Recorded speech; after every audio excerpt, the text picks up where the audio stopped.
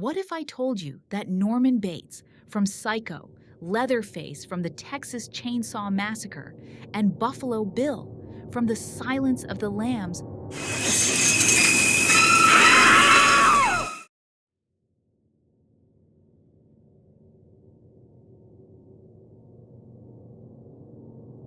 were all inspired by the same real-life person?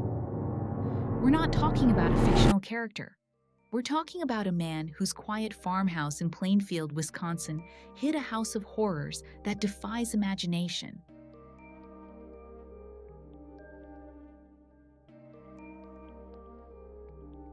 Bowls made from human skulls, lampshades of human skin, and a suit meticulously crafted from the remains of the dead. Tonight, we uncover the true story of Ed Gein, the real-life monster who became the blueprint for Hollywood's greatest nightmares. Hey everyone, I'm Juju Bean, and welcome back to Juju's Crime Watch. Prepare yourselves, because the true story of Ed Gein is one of the most disturbing in the annals of true crime.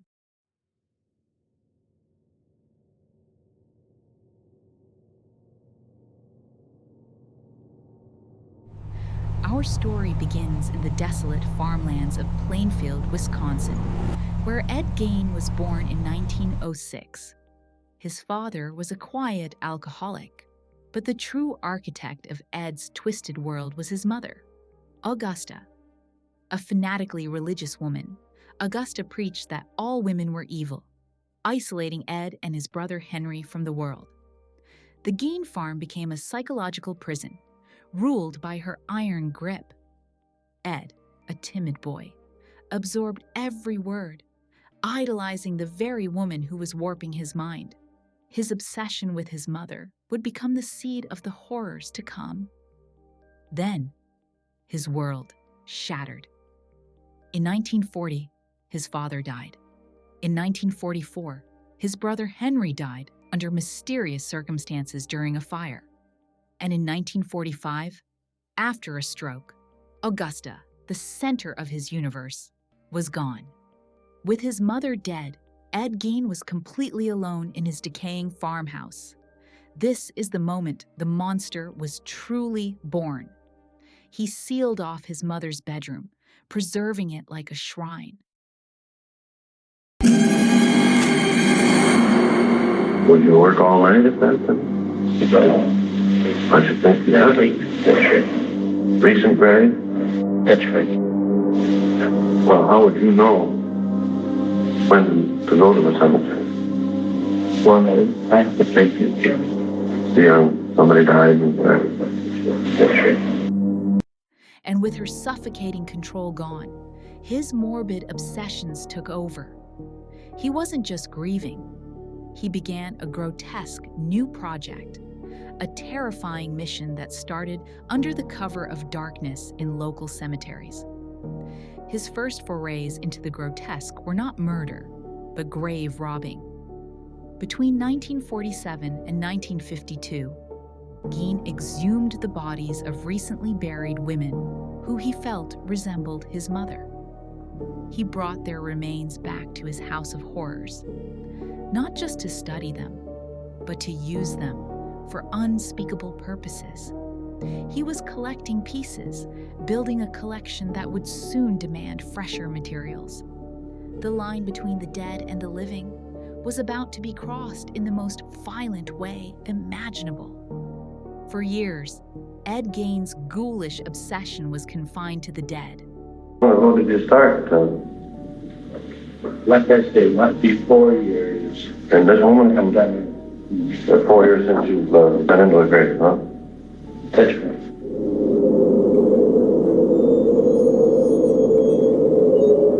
But as his mental state deteriorated, the line between robbing graves and creating them began to blur. His grotesque collection demanded fresher materials, and he was ready to cross the final taboo. The first to vanish was Mary Hogan, the 54-year-old owner of a local tavern in Plainfield. She was known for being boisterous and having a sharp sense of humor. Gein was an occasional customer. On the afternoon of December 8, 1954, Hogan disappeared from her tavern. Investigators arrived to a disturbing scene.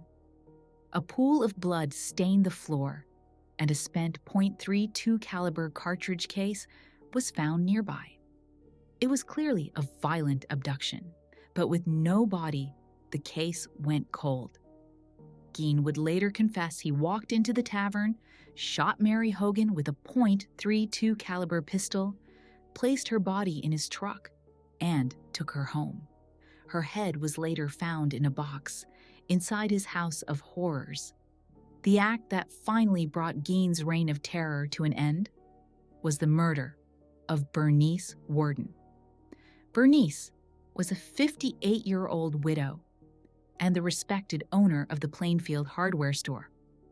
On the cold morning of Saturday, November 16, 1957, the day the deer hunting season opened, Gein entered her store. Later that day, customers found the store empty. The cash register was missing, and a dark trail of blood led from the center of the store out the back door. Bernice's son was Frank Worden, a local deputy sheriff. His suspicion immediately fell on Ed Gein. He remembered that Gein had been in the store the previous evening and had even asked Frank if he wanted to go deer hunting the next day. A chilling invitation that may have been an attempt to get the deputy out of town. The last receipt written in the store's ledger was for a gallon of antifreeze. Gein later admitted he took a .22 caliber rifle from the store's own display rack, shot Bernice, and then used the hardware store's truck to transport her body back to his farm. This final brazen act would be his undoing.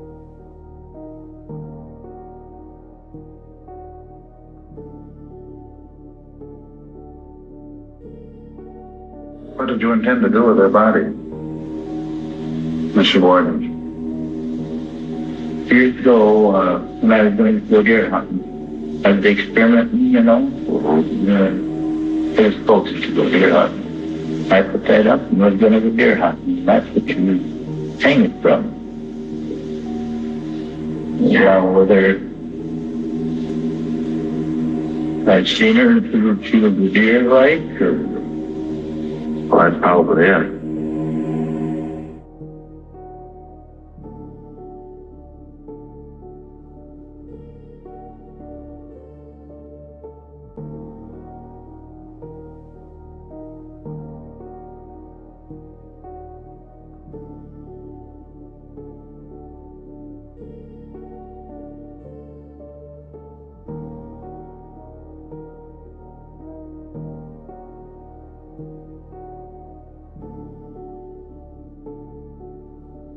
Go out with you some evening?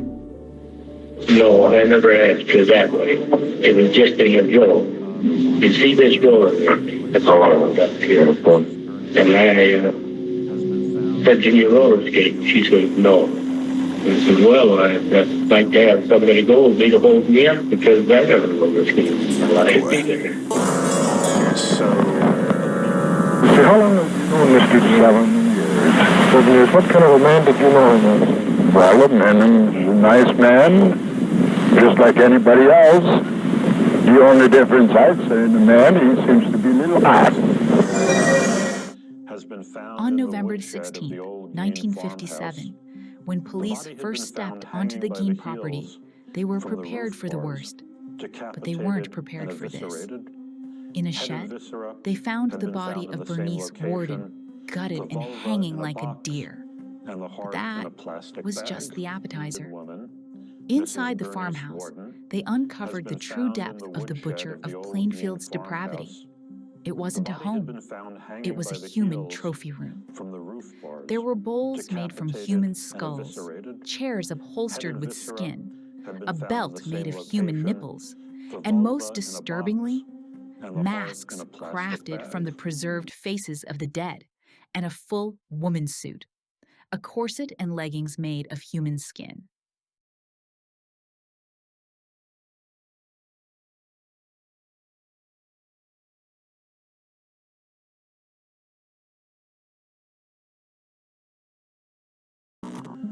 It reads in part, the body of a murdered and mutilated woman, Mrs. Bernice Worden, has been found in the woodshed of the old Gein farmhouse.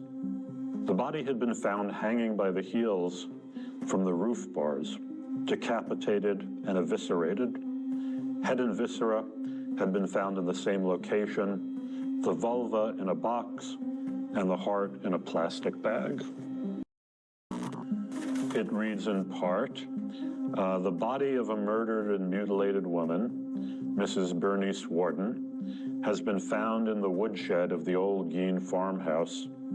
The body had been found hanging by the heels from the roof bars, decapitated and eviscerated. Head and Fed up and was going to the deer hunt. That's what she was hanging from. in a box, and the heart in a Yeah, whether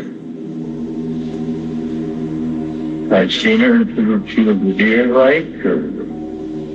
Well, that's probably it. How long did you say you'd known Mr. Gein?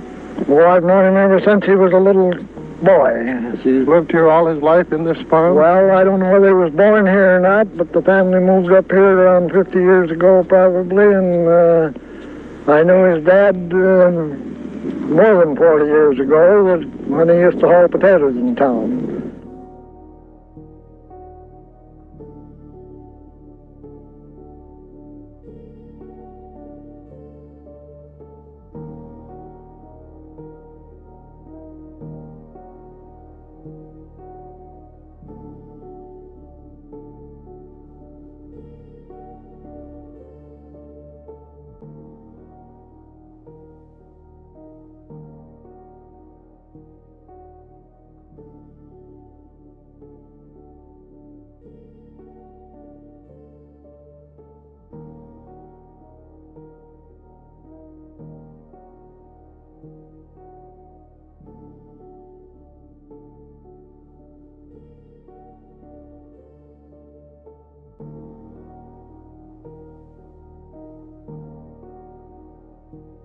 Gein confessed he would wear these grotesque garments, trying to become his mother. The Ed Gein crime scene was so horrific, it would redefine the very meaning of a monster and become the direct inspiration for cinema's most terrifying villains.